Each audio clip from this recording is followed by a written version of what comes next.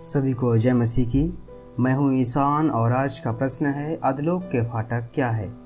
मत्ती 16 के 18 में अधलोक के फाटक या नरक या हेड्स के द्वार बाकी पूरे पवित्र शास्त्र में केवल एक ही बार पाया जाता है। इस संदर्भ में यीशु अपनी कलीसिया के निर्माण का वर्णन कर रहा है। और मैं भी तुझसे कहता हूँ कि तू पतरस है और मैं इस पत्थर पर अपनी कलीसिया बनाऊंगा, अधलोक के फाटक उस पर प्रबल न होंगे। उस समय यीशु ने अभी तक अपनी कलीसिया की स्थापना नहीं की थी। वास्तव में ये नए नियम में शब्द कलीसिया का पहला उदाहरण है।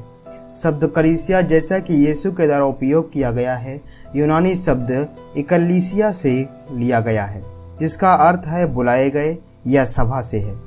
दूसरे शब्दों में कलीसिया जिसे यीशु अपनी कलीसिया के रूप में संदर्भित कर रहा है, वह उन लोगों की सभा है जिन्हें मसीह के सुसमाचार के द्वारा संसार से बाहर बुलाया गया है। बाइबल के विद्वान वाक्य के वास्तविक अर्थ पर तर्क वितर्क करते हैं। अधलोक के फाटक उस पर प्रबल न होगे। इस वाक्य के अर्थ के लिए सर्वोत्तम व्याख्याओं में से एक निम्नानुसार है। प्राचीन काल में शहर दीवारों से घिरे हुए थे और युद्धों में इन शहरों के फाटक सामान्य रूप से उनके शत्रुओं के द्वारा आक्रमण किए जाने वाले पहले स्थान होते थे। ऐसा इसलिए था क्योंकि शहर की सुरक्षा उनके फाटक या द्वार की शक्ति या सामर्थ्य के द्वारा निर्धारित की जाती थी। इस प्रकार अधलोक के फाटक या हेड्स के द्वार का अर्थ हेड्स की सामर्थ्य से है। हेड्स नाम मूल रूप से उस देवता का नाम था जिसके पास मृतकों के क्षेत्र की अध्यक्षता थी और उसे अक्सर हेड्स के घर के रूप में बुलाया जाता था। इस स्थान को नामित किया गया है जिसमें इस जीवन को छोड़ने वाला प्रत्येक व्यक्ति उसके नैतिकता चरित्र के प्रति अचेत हुए उतारता है। नए नियम में हेड्स से मृतकों का क्षेत्र माना गया है और इस वचन में हेड्स या नरक को एक समर्थी शहर के रूप में दर्शाया गया है जिसके द्वार उसकी सामर्थ्य का प्रतिनिधित्व करते हैं। यीशु यहाँ उसकी शीघ्र होने वाली मृत्यु को संदर्भित करता है।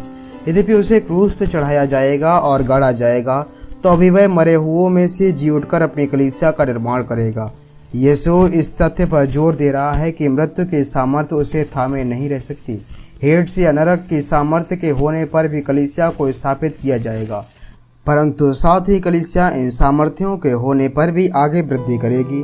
कलीसिया कभी भी असफल नहीं होगी। यद्यपि एक पीढ़ी के पश्चात दूसरी पीढ़ी शारीरिक मृत्यु की सामर्थ्य से पीड़ित होगी, तो भी एक और पीढ़ी कलीसिया को बनाए रखने के लिए उभरेगी और ये तब तक चलता रहेगा जब तक कि वह पृथ्वी पर अपने मिशन को पूरा नहीं कर लेती है। जैसा कि यीशु ने आदेश दिया है कि यीशु ने उनके पास आकर कहा, स्वर्ग और पृथ्वी का सारा अधिकार मुझे दिया गया है, इसलिए तुम जाओ, सब जातियों के लोगों को चेला बनाओ और उन्हें पिता और पुत्र और पवित्र आत्मा के नाम से बपतिस्मा दो और उन्हें सब बातें जो मैंने तुम्हें आज्ञा दी हैं मानना सिखाओ, और देखो मैं जगत के अंत तक सदा तुम्हारे संग हूँ।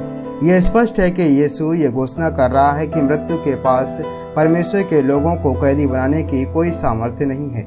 उनके फाटक सशक्त होने और परमेश्वर की कलीसिया को कैद रखने के लिए पर्याप्त रीति से प्रबल नहीं है। प्रभु ने मृत्यु के ऊपर जय को प्राप्त किया है क्योंकि मृत्यु की प्रभुता उस पर नहीं, यह अब उन लोगों के ऊपर स्वामी नहीं है जो उससे संबंधित हैं। शैतान के पास मृत्यु की सामर्थ्य है और वह सदैव मसीह की कलीसिया को नष्ट करने का प्रयास करने के लिए उस सामर्थ्य का उपयोग करेगा, परंतु हमारे पास यीशु की ओर से ये प्रतिज्ञा है कि उसकी कलीसिया बुलाए गए लोग ही प्रबल होंगे।